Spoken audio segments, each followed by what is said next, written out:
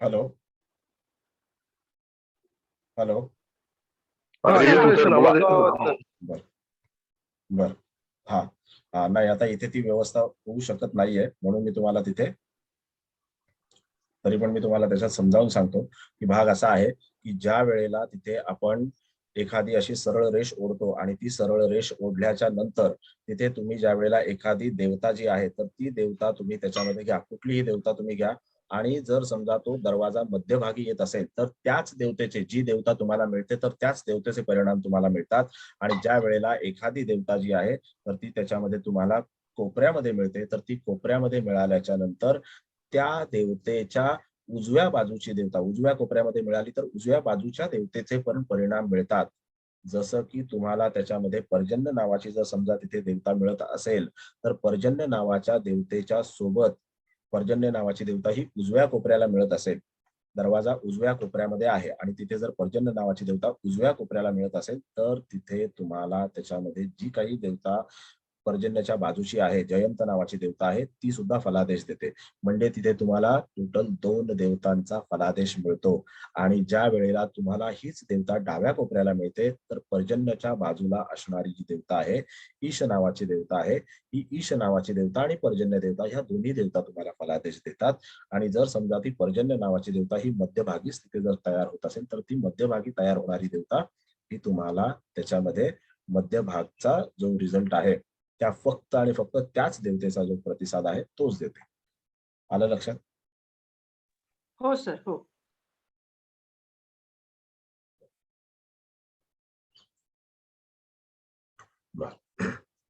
तर आता त्याच्यानंतर जी देवता आहे तर ती त्याच्यामध्ये आहे द्वारपाल नावाची देवता आहे. आणि द्वारपाल नावाची देवता व्ययवृद्धी करणारी आहे. आणि व्ययवृद्धी करणारी म्हणजे काय, तर आपला खर्च वाढवणारी. आपण दरवेळेला म्हणतो की व्ययस्थान जे आहे तर ते त्याच्यामध्ये लाभस्थानाच्या नंतरचं म्हणजे 12वं स्थान जे आहे तर ते त्याच्यामध्ये व्ययस्थान आहे. आणि जर समजा हे व्ययस्थान तिथे असेल तर अशा वेळेला मला काय झालं, विचारा, बोला.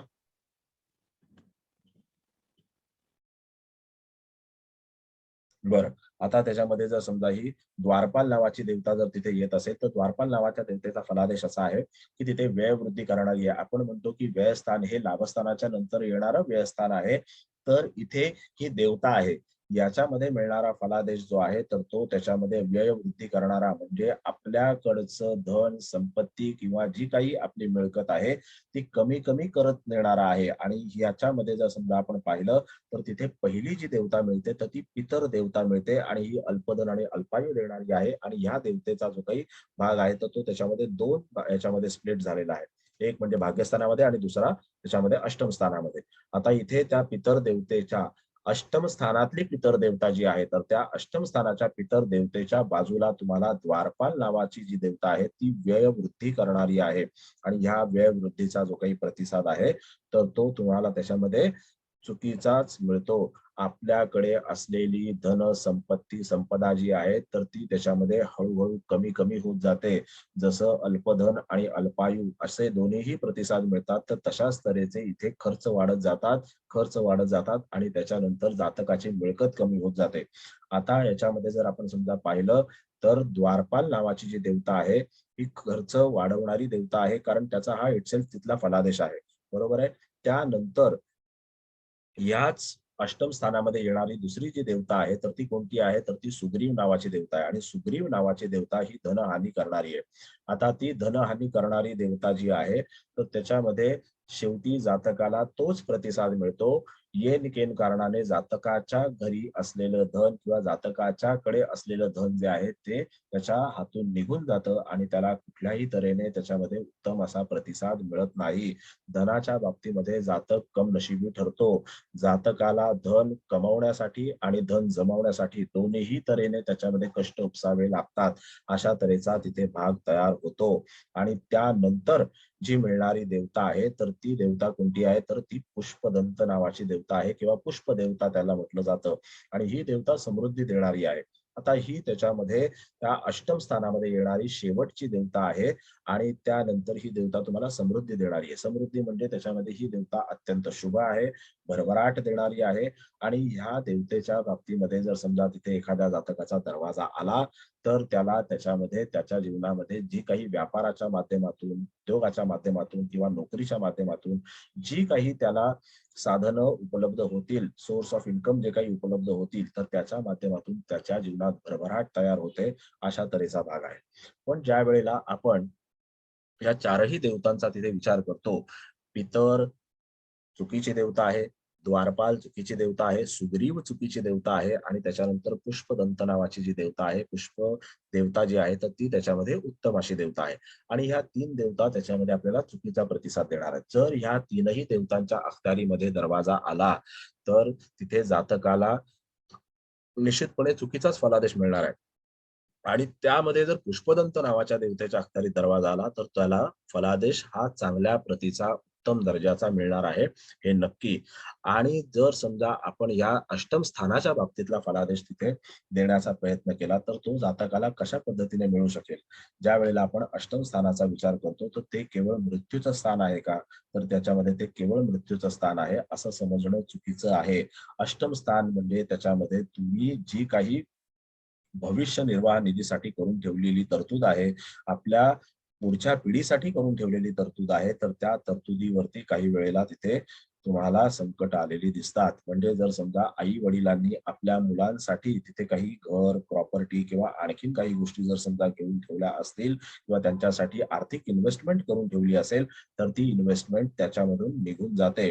जरी तिथे पुष्पदंत नावाची देवता आली तरी सुद्धा काही वेळेला आपल्याला अशी लोकं सुद्धा सांगतात, की नाही की आमच्याकडे पैसा येतो, इन्कम आहे, सगळं चांगलं आहे, परंतु ते टिकत नाही.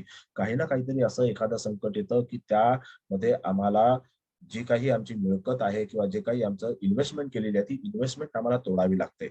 इन्व्हेस्टमेंट तोडावी लागते हा त्यातला एक खूप महत्त्वाचा मुद्दा आहे आणि ह्या मुद्द्याच्या माध्यमातून तिथे जातकाला फलादेश मिळत राहतात. आता ह्याच्यामध्ये जर समजा आपण पाहिलं, की ह्या अष्टमामध्ये तिथे आपण विचार केल्याच्या नंतर हे पंचमाचं चतुर्थ स्थान आहे. पंचमाचं चतुर्थ स्थान म्हटल्याच्या नंतर जातकाच्या जीवनामध्ये पंचमाचं चतुर्थ स्थान म्हटल्याच्या नंतर जातकाच्या जीवनामध्ये संततीसाठी काहीतरी करून ठेवण्याची इच्छा तयार होते आणि तो तशी तरतूद करतो. पण ती केलेली तरतूद ह्या देवतांच्या माध्यमातून आणि या स्थानांच्या माध्यमातून कधी-कधी फेल होऊन जाते, फोल ठरते. अशा तऱ्हेचा फलादेश जातकाला तिथे मिळतो. ज्यांचे अशा तऱ्हेचे दरवाजे असतील, तर त्यांनी तिथे तसे विचार केलेले असतात, की आम्हाला तिथे काय पाहिजे, तर आम्हाला तिथे जातकांनी विचार केलेला असतो, की मुलांसाठी घर घेऊन ठेवायचं आहे, मुलांसाठी गाडी घेऊन ठेवायची आहे, मुलांसाठी अमुक एक एफ-डी करून ठेवायचा आहे. परंतु काही ना काहीतरी असं संकट समोर तयार होतं, की त्याच्यानंतर ते एफ-डी तोडावी लागते किंवा आणखीन काही जी काही इन्व्हेस्टमेंट फायनान्शियल केलेली असेल, तर ती तोडावी लागते. अशा तऱ्हेच्या गोष्टी होतात. म्हणजे तिथे एक मनुष्य असा पाहिला, की त्याने तर त्याच्यामध्ये सरकारी नोकर म्हणजे होता सरकारी नोकर, आता तो रिटायर्ड झालेला आहे. परंतु त्या व्यक्तीने काय केलं, की त्याच्या मुलासाठी गावाला खूप मोठ्या प्रमाणावरती जमिनी घेऊन ठेवल्या आणि तो ज्या घरामध्ये राहत होता, ज्या सरकारी निवासस्थानामध्ये राहत होता, त्याचा दरवाजा ह्याच देवतांच्या अखत्यारीमधला होता आणि ह्या स्थानाच्या अखत्यारीमधला होता, अष्टम स्थानाच्या अखत्यारीमधला होता. तिथे कालांतराने त्याला अशी संकटं आली, की मुलाला परदेशामध्ये जाण्यासाठी आणि मुलाला त्याच्यामध्ये काही प्रोजेक्ट्स करायचे होते, तर त्याच्यासाठी त्याला मुलासाठी घेतलेली जी काही जागा जमीन होती, ती त्याला विकावी लागली आणि विकून त्याचे पैसे करावे लागले आणि मुलांनी सुद्धा नंतर त्याच प्रोजेक्टमध्ये ते पैसे जेव्हा घातले, तर त्याच्यानंतर 3 वर्षांनी प्रतिसाद असा आला, की तो मुलगा सुद्धा त्या प्रोजेक्टमध्ये तेवढा यशस्वी ठरला नाही. म्हणजे इन्व्हेस्टमेंट केलेली वाया गेली. म्हणजे तिथे अल्पधन किंवा धनहानी, व्ययवृद्धी हा जो प्रतिसाद आहे तो त्याच्यामध्ये उत्तम रीतीने मिळाला. आता तिथे जर समजा तुम्ही म्हणाल, की तो त्याच्यामध्ये आधी राहत होता. मग जेव्हा पैसे आले तर त्याच वेळेला त्यांनी त्याच्यामधून काही गोष्टी घेतलेल्या आहेत ना, तर हे सुद्धा बरोबर आहे. म्हणजे तिथे त्याला पुष्पदंत नावाच्या देवतेने कुठेतरी प्रतिसाद दिलेला आहे. त्यांनी तिला समृद्धी दिलेली आहे. परंतु जसं मी तुम्हाला मगाशी त्या एका रेषेचं गणित समजावून सांगितलं, की एक रेष आपण आखली आणि ती जर समजा भिंत आहे किंवा त्याच्या मध्यभागी दरवाजा आहे, त्या भिंतीच्या मध्यभागी जर दरवाजा असेल, तर त्याला तीच देवता प्रतिसाद देते आणि जर त्याच्या डाव्या कोपऱ्याला असेल, तर त्याच्या बाजूच्या डाव्या कोपऱ्याची किंवा त्याच्या बाजूच्या उजव्या कोपऱ्याची देवता जी आहे ती तुम्हाला प्रतिसाद देते. म्हणजे तुम्हाला हाही लॉजिकली भाग लक्षात घेणं, विचारात घेणं गरजेचं आहे. ज्या वेळेला आपण तिथे असा भाग विचारात घेतो, त्याच वेळेला आपण फलादेश अचूक पद्धतीने करू शकतो आणि तिथे अष्टम स्थान म्हटल्याच्या नंतर केवळ मृत्यूस्थान असं त्याचा उल्लेख करणं साफ चुकीचं आहे. तिथे कधी कधी जातकाला मुलांच्या बाबतीमधलं सुख जे आहे ते प्राप्त होण्यामध्ये सुद्धा अनेक अडचणी तयार होतात. कसं? ज्या वेळेला तिथे आपण म्हणतो की पंचम स्थान हे मुलांचं आहे, मग तिथे मुलांच्या बाबतीतलं सुख हे आई वडील झाल्याशिवाय अनुभवायला येईल का? नाही अनुभवायला येणार. मग तिथे कधी कधी संततीच्या बाबतीमध्ये संतती तिथे जन्म घेण्यामध्ये पैदा होण्यामध्येच तिथे काही ना काहीतरी समस्या तयार होऊ शकते. आता ती समस्या कशी तयार होऊ शकते या स्थानाच्या माध्यमातून? जर आपण अष्टम स्थानाचा विचार केला तर तिथे जातकाला कोणताही जो स्त्री जातक आहे किंवा पुरुष जातक आहे तर त्यांच्या बाबतीतलं तिथे लैंगिक सुख जे आहे किंवा ते जे काही स्थान आहे तर तिथे पाहिलं जातं. आणि ज्या वेळेला आपण तिथे स्त्रीच्या शरीराच्या बाबतीमध्ये विचार करतो तर त्यावेळेला तिथे गर्भधारणेची जी काही व्यवस्था आहे तर ती तिथे पाहिली जाते. आणि त्याच्या बाबतीतले काही वेळेला रोग जे आहेत किंवा विकार जे आहेत ते तिथे उपस्थित होतात. आणि ते उपस्थित झाल्याच्या नंतर जातकाला तिथे संततीच्या सुखापासून काही वेळेला वंचित राहावं लागतं. म्हणजे तिथे पंचमाचं चतुर्थ स्थान संततीच्या बाबतीत असलेलं सुख जे आहे ते तिथे जातकाला वंचित करतं. एक वास्तू अशी पाहिली होती की त्यांच्या घरामध्ये ते लोक म्हणजे नवरा बायको दोघही उच्च शिक्षित, अतिशय उत्तम रीतीने कमवणारे, पैशाची कोणतीही कमतरता नाही, परंतु त्यांनी संतती प्राप्तीसाठी तिथे अनेक पैसे खर्च केले, म्हणजे लाखो रुपये त्या लोकांनी खर्च केले, परंतु कुठल्याही तऱ्हेने त्यांना त्याच्यामध्ये यश आलं नाही. पण ज्या वेळेला त्यांना तिथे ते घर जे आहे नैऋत्य दिशेचा असलेलं घर हे ज्या वेळेला त्यांना बदलण्याचा सल्ला दिला, कारण ते लोक तिथे रेंटनी राहत होते आणि त्यानंतर त्या लोकांनी स्वतःचं घर प्लॅन केलं, त्यांना नशिबाने त्याच्यामध्ये चांगला प्रतिसाद मिळाला, दरवाजा चांगला मिळाला आणि त्याच्यामध्ये तेव्हा ते राहायला गेले, त्यांना संततीची प्राप्ती झाली. म्हणजे आपल्या जीवनामध्ये घडणाऱ्या घटना ह्या कशा रीतीने घडतात तर तिथे आपण ज्या वास्तूमध्ये राहत असतो त्या वास्तूच्या बाबतीमध्ये सुद्धा. हॅलो, आवाज येतोय? हो सर, हो. हो सर, हो आवाज येतोय सर. फुल क्लिअर व्हॉल्यूम आहे सर. ओके ओके, हा हा. तर त्याच्यामध्ये तिथे तुम्हाला आपण ज्या वास्तूमध्ये राहत असतो त्या वास्तूच्या माध्यमातून आणि आपल्या ग्रहांच्या माध्यमातून आपल्या जीवनावरती अशा तऱ्हेचे परिणाम होत राहतात. आता त्यानंतर जर समजा ह्या अष्टम स्थानाच्या अखत्यारीमध्ये ह्या ज्या 3 देवता आहेत आणि चौथी देवता जी आहे तर ती चौथी देवता पुष्पदंत आहे. जरी ही पुष्पदंत देवता आली तरी सुद्धा जातकाला तिथे कधी कधी काही घरांमध्ये भावंड ही एकत्रितपणे राहत असतात किंवा ज्या वेळेला त्यांचे विवाह झालेले नसतात तरी सुद्धा भावंडांची काही लहान भावंडांची जबाबदारी मोठ्या भावंडांवरती असते. अशा तऱ्हेची काही कुटुंब अजूनही त्याच्यामध्ये आहेत. पण तिथे बऱ्याचदा असा एक भाग तयार होतो ज्या वेळेला अशा तऱ्हेचे दरवाजे तयार होतात किंवा अशा तऱ्हेचे दरवाजे तिथे येतात तर तिथे जातकाला आपल्या भावंडांच्या आजारपणाला सामोरं जावं लागतं. एका कुटुंबामध्ये असं पाहिलेलं आहे की एका मोठ्या भावावरती तिथे आपल्या दुसऱ्या एका स्त्री भावंडाची जबाबदारी आणि दुसऱ्या एका पुरुष भावंडाची जबाबदारी अशा दोन्ही भावंडांच्या जबाबदाऱ्या ज्या आहेत तर त्या त्याच्यामध्ये तिथे तयार झालेल्या आहेत. ह्या अशा तयार का होतात जबाबदाऱ्या? त्याचं कारण काय? तर त्याचं कारण आहे हा दरवाजा. आणि जिथे त्यांनी 2 घरं घेतली त्या दोनही घरांमध्ये त्यांना तशाच तऱ्हेचे प्रतिसाद मिळायला लागले आणि तशाच तऱ्हेचा रिझल्ट त्यांना मिळायला लागला. असं का? कारण तिथे त्यांच्या नशिबामध्ये तशा घटना घडणं आहे, तशा घटना त्यांच्या नशिबामध्ये होणं आहे, म्हणून त्यांनी तशाच घरांचं चयन केलं आणि तशाच घरांमध्ये त्यांनी वास्तव्य केलं आणि ते वास्तव्य त्यांना तिथे महागात पडलं. तिथे प्रसंग असे असे तयार होतात की त्याच्यामध्ये आपल्या भावंडांच्या बाबतीमधली दुःख आपल्याला पाहावी लागतात, आजारपणांची दुःख पाहावी लागतात आणि आजारपणांच्या बाबतीमध्ये तिथे खूप मोठ्या प्रमाणामध्ये भावंडांना तुम्हाला तिथे सामोरं जावं लागतं. म्हणजे असा हा जो काही भाग आहे, ज्याच्या नावावरती घर आहे त्याला हे परिणाम मिळतात का? तर त्याला हे परिणाम मिळत नाहीत. त्याच्या भावंडांना हे परिणाम मिळतात. मग तो भाऊ लहान असो का मोठा असो का मधला असो कोणीही असो. पण तसे परिणाम त्या जातकाच्या भावंडांना मिळतात. हा त्यातला एक फलादेश आहे. बरोबर आहे? हे तुम्हाला त्याच्यामध्ये लक्षात घेणे आवश्यक आहे. आता आणखीन ज्या वेळेला तुम्ही अष्टम स्थानाच्या बाबतीतला विचार करता तर त्यावेळेला तिथे जेव्हा जेव्हा अष्टम स्थानामध्ये दरवाजा येतो एखाद्या जातकाचा त्या वेळेला तिथे त्याचे संबंध आपल्या पत्नीच्या माहेरकडच्यांशी किंवा पत्नीकडलं जे कुटुंब आहे त्यांच्याशी व्यवस्थित राहत नाही. तिथे काही ना काहीतरी वादग्रस्तपणा, वितुष्टता जी आहे ती तयार होते. काही ना काहीतरी त्याच्यामध्ये समस्या तयार होतात. अशी अनेक कुटुंब पाहिलेली आहेत की लग्न झाल्याच्या नंतर साधारणतः महिना 2 महिन्यामध्ये जे काही त्यांचे तिथे 36चा आकडा तयार झाला तो कायमस्वरूपी आहे. म्हणजे जावई जो आपल्या सासरवाडीला लग्नाच्या नंतर काही काय हे असतात, सोपस्कार असतात, सेरेमनी असतात, विधी वगैरे असतात, त्यावेळेला जातो. त्याच्यानंतर तो गेलेलाच नाही. अशा तऱ्हेचे फलादेश जे आहेत ते ह्या दरवाजाच्या माध्यमातून मी पाहिलेले आहेत. तिथे असे फलादेश जातकांना मिळतात. ज्या वेळेला तुम्ही अनेक घरं पाहाल त्यावेळेला तुमच्याकडे हा एक्सपिरियन्स तयार होतो आणि तुम्ही जेव्हा हा फलादेश जातकांना सांगतात त्यावेळेला तिथे तुम्हाला कळून येतं की नाही, इथे अशा गोष्टी नक्कीच तयार होतात. बरोबर आहे. आता ह्या बाबतीमध्ये कोणाला काही प्रश्न विचारायचे असतील तर त्यांनी विचारा. सर, बोला. हा तो कल्लेला दरवाजा सांगितलात, हा. तर त्याच्यात तो कंपास मध्येच ठेवून बघायचा आहे का काही डिफरंट? बिलकुल मध्येच ठेवून, मध्येच ठेवून. कुठेही कंपास तुम्हाला त्या उंबरठ्याच्या वरच ठेवून बघायचा आहे. अच्छा. आणि त्याच्यात ते कल्लेलं सापडलं तर ते त्याप्रमाणे नोट डाऊन करायचं.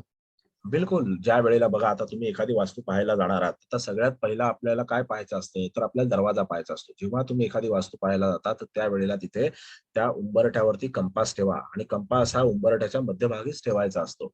आता तुमच्याकडे जो कंपास आहे तर तो त्याच्यामध्ये मेकॅनिकल आहे का इलेक्ट्रॉनिक आहे, तर त्याच्यावरती त्याची सेन्सिटिव्हिटी डिपेंड आहे. मग आता त्याच्यामध्ये इलेक्ट्रॉनिक कंपास जो असतो तो खूप सेन्सिटिव्ह असतो. तो जरासा तुम्ही इथे तिथे हलवलात ना, अर्धा सेंटीमीटर जरी हलवला तरी सुद्धा तो 1-2 डिग्री तुम्हाला चेंज दाखवतो. बरोबर आहे. आणि तो तुमच्या स्पर्शाने सुद्धा त्याच्यामधली मॅग्नेटिक फील्ड जी आहे ती चेंज होत असते. परंतु मेकॅनिकल कंपास जो आहे, हा मेकॅनिकल कंपास तुम्ही घेऊन तो वापरण्याचा जास्तीत जास्त प्रयत्न करा आणि त्याच्यावरती तुम्ही जास्तीत जास्त डिपेंड राहा. कारण तो तुम्हाला अतिशय चांगल्या पद्धतीने फलादेश देतो. त्या पद्धतीने फलादेश देतो म्हणण्यापेक्षा त्याच्याकडे जी स्थिरता आहे, ती स्थिरता तुम्हाला कन्फ्यूज करत नाही. ती स्थिरता तुम्हाला कन्फ्यूज करत नाही हे लक्षात घ्या. Okay sir. ओके. ओके. आता हा दुसरं कोण आहे? नाईक मॅडम विचारा. सर, मी थोडं पाठी जाते. गृहक्षत आणि पितर, जेव्हा आपण गृहक्षत बद्दल बोलत होतो तेव्हा आपण पराक्रम या याचा विचार नाही केला. पण जेव्हा पितर आपण जेव्हा घेतलं पराक्रम तेव्हा कसला तर तुम्ही पराक्रम? पराक्रमाबद्दल सांगितलं की तिकडे त्याचा विचार केला, जसं लाभ याचा विचार केला काय जातो. काय? पराक्रम, लाभ आणि पराक्रम या 2 गोष्टी त्याच्यामध्ये विचार केला. नाही नाही, मी असं नाही म्हटलेलं. लक्षात घ्या मी काय म्हणतो, तुम्ही व्यवस्थित ऐका. मी असं म्हटलेलं आहे, पराक्रम स्थानाचं सप्तम स्थान हे तुम्हाला कुठलं आहे, तर भाग्यस्थान आहे आणि त्याचं अष्टम स्थान कोणतं आहे, तर ते तुम्हाला दशम स्थान आहे. लाभस्थानामध्ये पराक्रम स्थानाचा उल्लेख केलेला नाही. तिथे पराक्रम स्थानाचा संबंध नाही.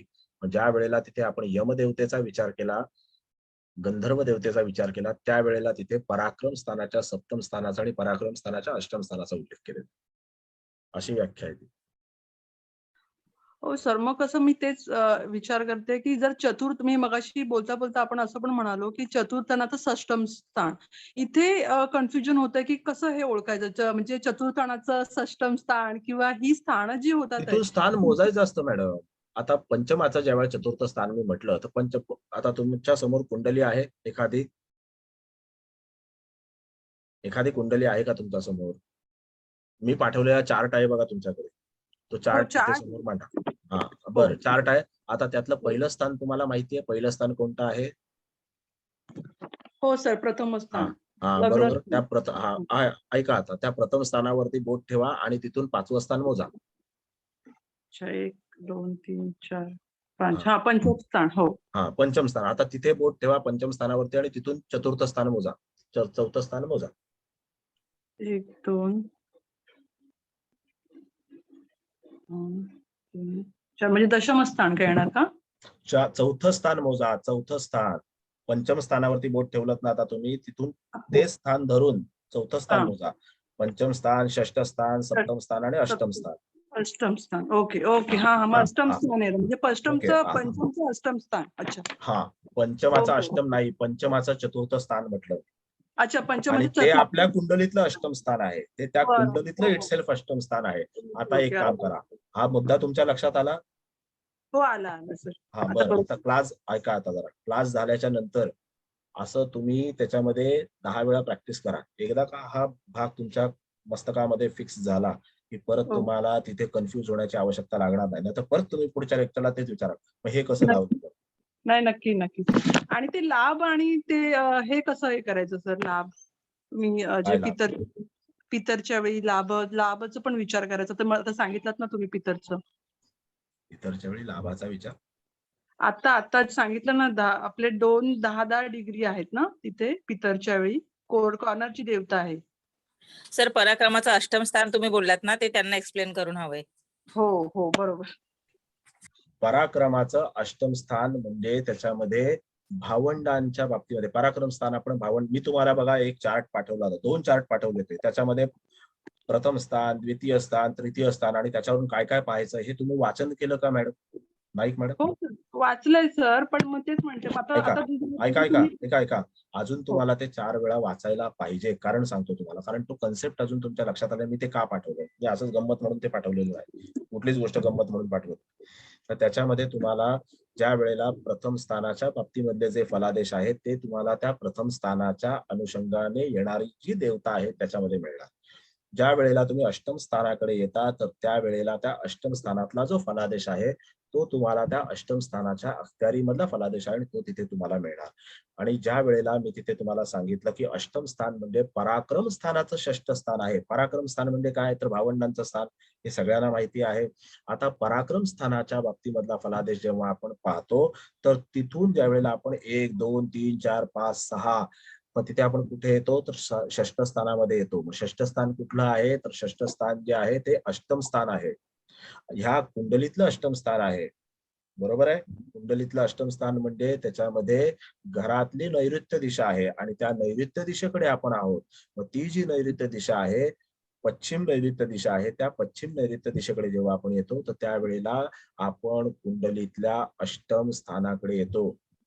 बरोबर आहे. लक्षात येते मी काय म्हणतोय? हो, आता लक्षात आलं. हो, आता तुम्ही बरोबर. कुंडलीतल्या अष्टम स्थानाकडे येतोय आणि त्या कुंडलीतल्या अष्टम स्थानाचं लॉजिक जे आहे ते आपण कशा पद्धतीने लावतो तर पंचमाचं अष्टम स्थान म्हणून कधी लावलेलं आहे, पंचमाचं चतुर्थ स्थान म्हणून कधी लावलेलं आहे, त्यानंतर तिथे आपण पराक्रमाचं षष्ठ स्थान म्हणून लावलेलं आहे.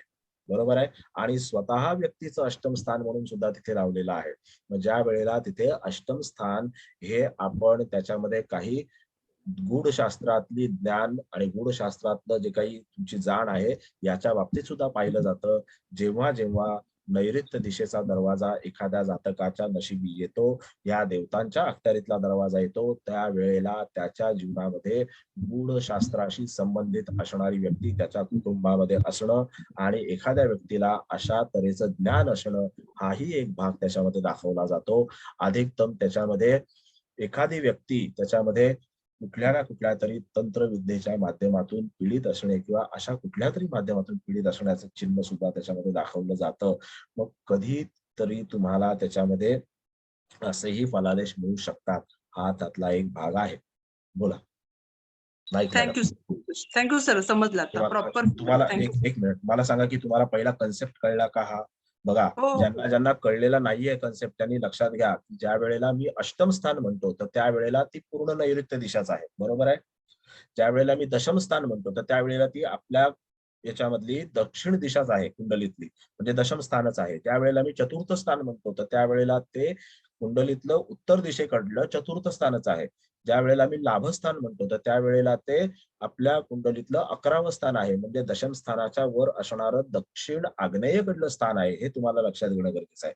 पण ज्या वेळेला मी असं म्हणतो की पंचम स्थानाचं चतुर्थ स्थान, पंचम स्थान म्हणजे कोणतं तर 5वं स्थान, 5व्या स्थानाचं चौथं स्थान, 5व्या स्थानाचं चौथं स्थान म्हणजे तिथे तुम्हाला नैऋत्य दिशेकडे आलं पाहिजे.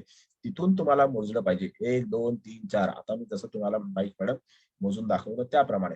आता जर समजा मी तुम्हाला कधी असा उल्लेख केला, आता हे उल्लेख मी तुम्हाला एवढ्यासाठी समजावून सांगतोय की तुम्हाला भविष्यामध्ये गडबड होता कामा नये. जर समजा मी असं म्हटलं की त्याच्यामध्ये लाभस्थानाचं पराक्रम स्थान, लाभस्थानाचं बोलणार नाहीये मी, पण तरी सुद्धा तुम्हाला मी सांगतोय, हा उल्लेख कधी करणार नाहीये असा. लाभस्थानाचं पराक्रम स्थान जेव्हा आपण म्हणतो तर लाभस्थानाचं पराक्रम स्थान म्हटल्याच्या नंतर लगेच तुम्हाला लग्नस्थानाकडे आलं पाहिजे, पूर्व दिशेकडे आलं पाहिजे. बरोबर आहे. मग अशा तऱ्हेचा जो काही भाग आहे तो आपल्या तिथे लक्षात येणं गरजेचं आहे. म्हणून तो जो चार्ट आहे तो गेल्याच्या नंतर आज बंद करून ठेवू नका. तो चार्ट वाचा, तो 10 वेळा वाचा.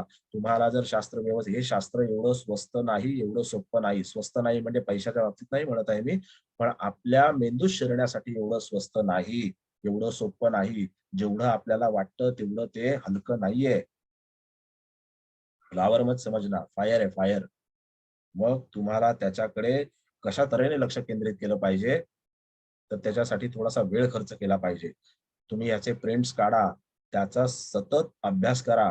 ज्योतिष, वास्तू ही जी गूढशास्त्र आहेत ती जेव्हा सतत तुम्ही खाल म्हणजे सतत जगण्याचा प्रयत्न कराल, तुमच्या विचारांमध्ये त्यांना ठेवाल, फूड फॉर थॉट, विचारांना तुमच्या ह्या शास्त्राचं खाद्य द्याल, त्याच वेळेला तुम्हाला ह्या गोष्टी अतिशय सोप्या रीतीने कळतील. मग झोपेतून जागा करून जरी आपल्याला कोणी विचारलं ना, सांगा सप्तम स्थानाचे फलादेश काय आहेत, किंवा पश्चिम दिशेला अमुक एक देवता आहे त्याचे फलादेश काय आहेत, तुम्ही धडाधड सांगत जा. फलादेश काय 100 आहेत का त्याच्यामध्ये? नाही. पण ते लिहून देणं बघा, आता मी तुम्हाला आज पूर्व दिशेचे फलादेश दाखवतो, सांगतो.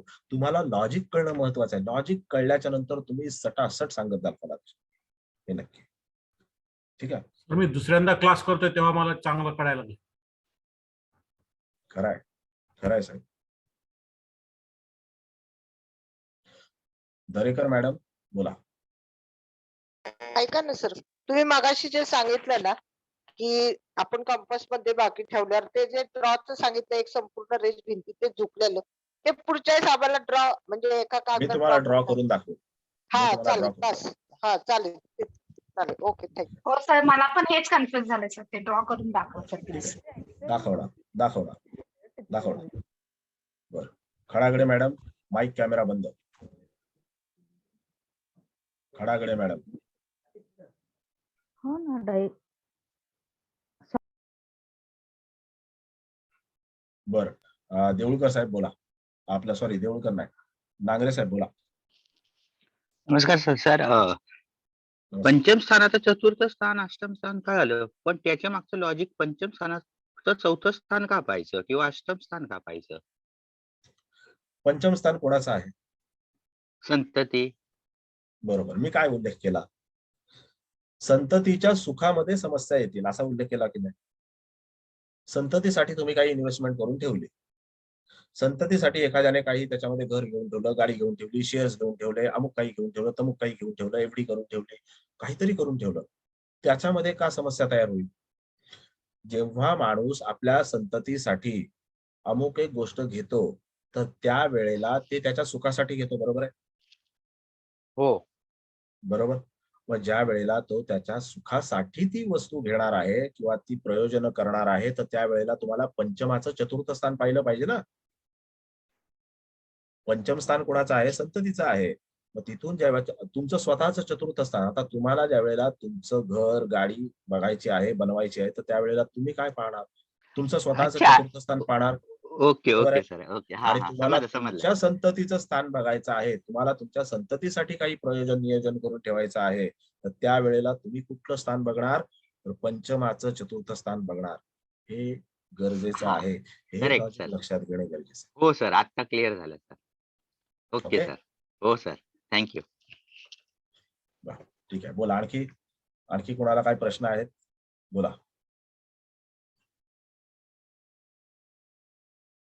हॅलो. बर, संपदा खेडेकर बोला. खेडेकर मॅडम विचारा. हा सर, तुम्ही असं कुठलं म्हणजे फलादेश दिला होता जिथे एक दरवाजा धन लाभाचा किंवा धन प्राप्तीचा होता आणि दुसरा धन हानीचा होता किंवा अधोगतीचा होता, असं काही कॉम्बिनेशन मध्ये तुम्ही कुठला फलादेश दिला होता कधी? तर तसं एक्झाम्पल असेल तर शेअर करा आमच्या बरोबर.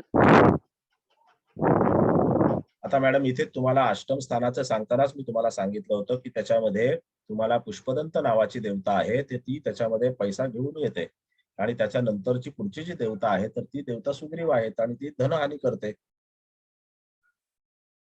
मग ह्या दोन देवता हो, तिथे हो. आहेत. हा, मग हा. ज्या वेळेला तिथे तुम्हाला हीच देवता मी काय म्हटलं, माईक बंद करा. हीच देवता मी तुम्हाला काय म्हटलं की ही देवता जी आहे ही तुम्हाला पुढे पुढे ज्या वेळेला तुम्ही जाता, म्हणजे तुम्ही त्या एका रेषेचा विचार करता आणि त्याच्या मध्यभागी जर समजा पुष्पदंत देवता आली तर ती पुष्पदंत देवता तुम्हाला चांगला फलादेश देते. आणि जर समजा तीच देवता तिथे डाव्या बाजूला आली तर त्या पुष्पदंताच्या डाव्या बाजूला आपण जर पाहिलं तर त्याच्यामध्ये तिथे कुठली देवता येते तर चुकीची देवता येते. म्हणजे त्याच्या जर समजा आपण लेफ्ट साईडला पाहिलं तर लेफ्ट साईडची देवता ही चुकीची आहे आणि राईट साईडची देवता ही चांगली आहे. ओके, राईट साईडची देवता कोणती आहे तर वरुण आहे आणि लेफ्ट साईडची देवता जी आहे तर ती त्याच्यामध्ये सुग्रीव आहे आणि मग ती सुग्रीव देवता धनहानी करणारी आहे. तर ती सुग्रीव देवता जर समजा त्याच्यामध्ये धनहानी करणारी असेल तर एखाद्या जातकाकडे पैसा येतो पण पैसा टिकत नाही. मी जसं तुम्हाला ते उदाहरण दिलं मगाशी त्या सरकारी नोकराचं उदाहरण दिलं की त्याने त्याच्यामध्ये पैसे तर कमवले, त्या सरकारी घरामध्ये राहूनच त्यांनी पैसे कमवले, परंतु सरकारी घरामध्ये राहून मिळवलेले पैसे जे होते तर ते त्यांनी त्याच्या मुलासाठी ज्या वेळेला इन्व्हेस्टमेंट म्हणून तयार केली होती, त्यांनी काही तिथे प्लॉट वगैरे काही जमीन जुमला घेतला होता तर तो त्याच्या मुलाच्या प्रोजेक्टसाठीच त्याला ते हे करावं लागलं आणि त्याच्यानंतर ते प्रोजेक्टही फेल झालं आणि ते पैसे निघून गेले. म्हणजे एका हाताने धन आलं आणि दुसऱ्या हाताने धन निघून गेलं. म्हणजे तिथे दोन्ही देवता कार्यरत झाल्या. तुम्ही असं म्हणू शकणार नाही की पुष्पदंत देवतेने तुम्हाला प्रतिसाद दिला नाही. दिला. पुष्पदंत देवतेने प्रतिसाद दिला, परंतु त्याने मुलाच्या सुखासाठी पैसे वाया घालवले. हा फलादेश आहे. हा, ओके. म्हणजे हा 2 दरवाजा सेपरेट असतील तर हा असाच फलादेश मिळू 2 दरवाजा नाही मॅडम, 2 दरवाजा नाही. मी एकाच दरवाजाचं म्हणतोय आणि एक दरवाजा ज्या वेळेला कॉर्नरला असतो तर त्याचं मी म्हणतो. पुढच्या वेळेला मी तुम्हाला हा, हा. आकृती काढून दाखवतो. ओके. नाही, तो कळला मला. मी तसं नाही म्हणत. मी तुम्हाला विचारत होते 2 दरवाजे जेव्हा असतात, तेव्हा असं तुम्हाला कधी एक्झाम्पल आलं की हे एक धन लाभाचा दरवाजा 4 होता आणि दरवाजे धन पाहिलेले आहेत मी. 4 दरवाजे पाहिलेले आहेत आणि 4ही ओके. दरवाजांचे भिन्न-भिन्न फलादेश जातकांच्या जीवनामध्ये तिथे येतात, आपल्याला पाहायला मिळतात आणि त्यांचे फलादेशही त्यांना तिथे मिळतात. मी 4 दरवाजांमध्ये 3 दरवाजे शुभ पाहिलेले आहेत आणि 1 दरवाजा अशुभ पाहिलेला आहे. आणि तो दक्षिणेकडचा दरवाजा जो होता तो अशुभ होता आणि तो त्याच्यामध्ये यम नावाच्या देवतेकडे होता. शेवटी त्या हां. घराचं खंडर झालेलं होतं. जातकाने अशी काही कामं केली, चुकीची कामं केली आणि त्याच्यामध्ये तो नंतर तिथे खूप संकटांमध्ये सापडला आणि त्या घराचा जो काही म्हणजे एवढं मोठं घर बनवलेलं होतं, पण त्या घराचा त्यांना उपभोग घेता आला नाही. ते घर सोडून, तिथली सगळी संपन्नता सोडून दुसरीकडे येऊन राहावं लागलं. सर तिन्ही 3 दरवाजे दरवाजे एक शुभ चांगले असताना असून सुद्धा 3 दरवाजे चांगले असताना सुद्धा कारण त्यांचा जो दरवाजा होता तो शूद्र कर्म याच्यामध्ये येत होता आणि त्या व्यक्तीने त्यांच्याच इथे अशा तऱ्हेचे काही कृत्य केली, अशा तऱ्हेचं काही काम केलं. क्षुद्र कर्म म्हणजे चुकीचं कर्म केलं. चुकीचं कर्म म्हणजे काय केलं माहितीये का? त्या जातकांनी विषप्रयोग करून एकाला तिथे हानी करण्याचा प्रयोग केला. त्याच्या धनसंपत्तीसाठी किंवा त्याच्या त्या पर्टिक्युलर त्या जागेसाठी, प्रॉपर्टीसाठी. आणि ही गावातली मातब्बर व्यक्ती आणि ती गावातली एकदम क्षुल्लक व्यक्ती होती. तर त्या क्षुल्लक व्यक्तीवरती त्यांनी तसा प्रयोग केला आणि त्यानंतर तिथे जे काही सगळी घटना घडल्या त्या दशमस्थानाच्या बाबतीतल्या घडल्या. त्यांचं राजकीय पद, प्रतिष्ठा सगळी पणाला लागली, सगळं खाली आलं. आणि जसं आपण देवता शुभ आहेत हे म्हणतो, बरोबर आहे? जेव्हा आपण म्हणतो की देवता शुभ आहेत, परंतु त्या स्थानाचे फलादेश त्यांना मिळाले. मग तिथे त्यांना पूर्व दिशेकडला जो फलादेश मिळाला, आरोप होणं, प्रत्यारोप होणं आणि त्याच्यानंतर जातकाच्या नावाला कलंक लागणं, हा फलादेश मिळाला. घरातली मुख्य प्रतिष्ठित व्यक्ती होती ती त्याच्यामध्ये भरडली गेली म्हणजे गुन्हा केला होता म्हणून भरडली गेली. त्यानंतर त्याच्यामध्ये चतुर्थ स्थान, वास्तव्याच्या बाबतीतली संकट तयार झाली, सुखाच्या बाबतीतली संकट तयार झाली आणि तिथे त्यांना राहतं जे वास्तव्याचं घर होतं, मोठी एवढी जागा, जमीन जुमला होती, ते सगळं सोडून द्यावं लागलं. त्यानंतर सप्तम स्थानामध्ये ज्या वेळेला तो जो दरवाजा आला आणि तो दरवाजा पुष्पदंत दरवाजा होता आणि तो पुष्पदंत दरवाजाच्या बाबतीमध्ये मी जसं तुम्हाला सांगितलं की त्याच्या बाजूला लागणारी जी देवता होती तर ती देवता सुग्रीव होती आणि त्या सुग्रीव देवतेने त्याच्यामध्ये फलादेश दिला. धनहानी होत गेली. शेवटी तिथून सोडून जावं लागलं. म्हणजे एक काळ ज्या वेळेला तिथे ते घर पाहायला गेलो होतो तर त्यावेळेला त्यांच्या मुलाने सांगितलं की एक काळ असा होता की इथे असं कुणीही गावातलं नव्हतं की इथे येऊन कोण सलाम दुआ करत नव्हतं. एक काळ असा होता. पण नंतरचा काळ असा झाला की आम्हाला इथून पळून जावं लागलं. असं होतं. हे वास्तूचे फलादेश आहे. मी पत्रिका पाहिली नाही त्यांची, पत्रिकाच नव्हती त्यांची, ती पत्रिका पाहणार कुठून, पत्रिका नाही पाहिलेली, पण वास्तूवरून हा फलादेश त्यांना मिळाला हे आपल्याला सांगता येतं. ज्या वेळेला मी त्यांना हे फलादेश सांगितले की तुम्हाला तिथे असे असे प्रॉब्लेम झाले असतील, घर समोर खंडर आहे हे दिसतंय आपल्याला, मग तिथे कुठलं तरी चुकीचं कर्म आपल्या हातून होणं, शूद्र कर्म म्हणजे काय तर चुकीचं कर्म, चुकीचं कर्म आपल्या हातून होणं, तिथे आपली सामाजिक राजकीय प्रतिष्ठा पणाला लागणं, आपलं कर्मस्थान बिघडून जाणं, या सगळ्या गोष्टी झाल्या. म्हणजे तुम्हाला मिळणारे फलादेश हे अशा पद्धतीने मिळतात. बरोबर आहे? क्लिअर? कोण विचारत हो होतं? Sir. Khedekar madam? Thank you sir. हो थँक्यू सर. सर अगोदर सर, सल्ला घेऊन जर तरी एक मिनिट साहेब, मला असं म्हणायचं आहे की तुम्ही सगळ्यांनी जो मी तुम्हाला चार्ट पाठवलेला आहे तो चार्ट सगळ्यांनी व्यवस्थित एकदा अभ्यासा. 4 वेळा अभ्यासा. जर तुम्हाला खरोखर व्यवस्थित शिकायचं आहे तर तुम्ही तो अभ्यासा. नाहीतर तिथे तुम्ही मला असं सांगायचं नाहीये ही व्यक्ती माझ्याकडे 10 वर्ष शिकते म्हणून, मला असं नाही सांगायचं. एखादी व्यक्ती जेव्हा असं सांगेल ना 30-40 लेक्चरचा कोर्स केला पण मला आता वास्तू यायला लागली, मला पण असं वाटेल वाह क्या बात. फक्त माझ्या खिशात पैसे यावेत म्हणून तुम्ही माझ्याकडे 10 वर्ष शिका आणि 15 वर्ष शिका असा काही भाग नाही त्याच्यामध्ये, आणि मी तसं करणारही नाही. मला ते असला प्रकार आवडत नाही आपल्याला. बरं ठीक आहे, दुसरं कोण आहे? शंकर गोसावी. गोसावी साहेब बोला. हॅलो, आवाज येतोय सर? हो येतोय. सर सगळ्यात महत्वाचे तुमचे आभार आणि सॉरी. आता तुम्ही म्हणाल सॉरी का? ओके, मी तेच म्हटलं का. सॉरी का? तर जेव्हा मी तुमच्याकडे इन्क्वायरी केली आधी, सुरुवातीला एक कॉल केला होता क्लास बद्दल, तर तुमचं बोलणं किंवा न दिसल्यामुळे थोडस मोठ्या आवाजात किंवा असं वाटलं मला बोलणं. आणि मग मला असं वाटलं बाबा यांचं कसं आहे, जाहिरात अशी नो बकवास किंवा अशा सगळ्या काही गोष्टी आहेत. तर म्हटलं एकदा क्लास करूनच बघू काय किती खनखन नाणं आहे.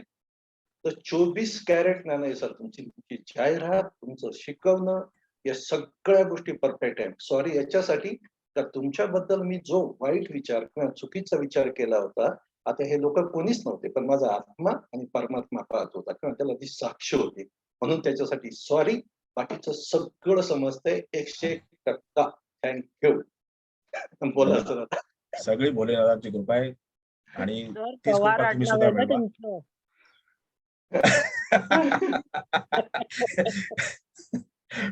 तुमचं? या मॅडमने मला असा अनुभव सांगितला की तुमचा आडनाव वाचूनच मी तिथे असं साशंक झाले की म्हणे यांना फोन करावा की काय, कारण पवार आडनावाची सगळी लोक अशीच असतात का. चलताय. पण मी काय त्याच्यामध्ये रागावलो नाही. आणि बघा कसं आहे साहेब, सर गोसावीने प्रश्न विचारलेला मला आठवतो सर, मी होतो त्या क्लासला. नाही मी त्यांचं माझं वैयक्तिक फोनवर वैयक्तिक बोलणं झालं. Hello thank you sir. सर. ह्या गोष्टी होत राहतात. आता कसं आहे माहिती आहे का साहेब की मला ना म्हणजे तसं गोड बोलता येत नाही. मी जेव्हा ट्युनिंग चांगलं होतं तर त्यावेळेला मी हसी मजाक सगळं सगळं काही करतो, पण तसं मला मी गोड बोलणारा माणूस नाही. मला तसं हॅलो जमत सर. नाही थोडक्यात. हॅलो. पाटील साहेब बोलिये. हा सर, सगळेच पवार बारामतीचे नसतात, काही एकमतीचे असतात, जे पोटात ते ओठात. लेकिन पवार पवार आहे. हा पवार है, पवार का पावर है. नाम में दम है. हॅलो सर, बोला साहेब. बाहेकर बोलतोय. बोला साहेब. थोडक्या शब्दात योग्य मार्गदर्शन, एकदम म्हणजे म्हणजे 2 मिनिटात सुद्धा एक इतकं मार्गदर्शन जबरदस्त होते तुमचं, किती लक्षातच राहते. आजच मी तुम्हाला फोन करून विचारलं आणि एवढं लक्षात राहते की बस विचारू नका. खूप छान, धन्यवाद सर.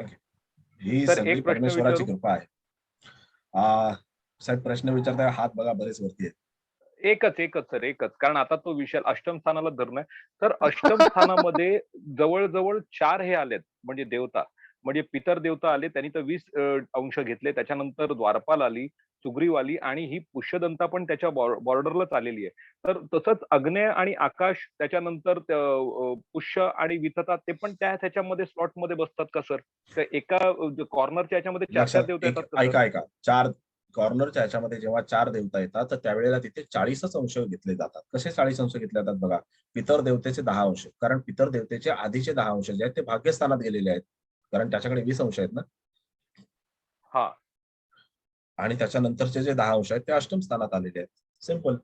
त्याच्यानंतरच्या बाकीच्या देवतांकडे 10-10च आहेत, त्यांच्याकडे एक्स्ट्रा काहीच नाही. ओके. म्हणजे मग सर जसं आता यमदेवता आपण घेतली त्याच्यामध्ये ग्रहक्षत पण आली, यमदेवता पण आली, भृंगराज पण, गंधर्व पण आली आणि भृंगराज पण आली. तर मग ह्या याच्यामध्ये एका स्लॉटमध्ये 40 अंश हेच आपण धरायचं सर गणित? हो, हो, हो. आता त्याच्यामध्ये 40 अंशाचं गणित धरत जाऊ नका. तुम्ही बघा, एक लक्षात घ्या, तुम्ही 40 अंशाचं गणित धरत जाऊ नका. तुम्ही फक्त एकच गणित धरा, की आपल्याला त्याच्यामध्ये कोणती देवता मिळालेली आहे. तर तिथे त्या देवतेच्या अनुषंगाने आपल्याला फलादेश जातकाला प्रोव्हाइड करायचा आहे. मी तुम्हाला एवढं टेक्निकली का समजावून सांगतोय, की तिथे जर समजा जातकाच्या घरामध्ये एखादी व्यक्ती जर समजा टेक्निकली चांगली असेल, टेक्निकली साऊंड असेल, तर ती तुम्हाला असा प्रश्न विचारू शकते. मग इथे हा फलादेश का मिळाला, तो फलादेश का मिळाला? कारण हा जो काही याचा चार्ट आहे, हा चार्ट तुम्हाला इंटरनेटवरती कुठेही मिळतो. पण तो जर समजा इंटरनेटवरती मिळणारा चार्ट आहे, पण त्याच्यामध्ये एक्सप्लेनेशन नाहीये. एक्सप्लेनेशन हे तुमच्याकडे असलं पाहिजे. आणि त्याचं जे काही एक्स्ट्रा स्किल आहे, हे तुमच्याकडे आहे.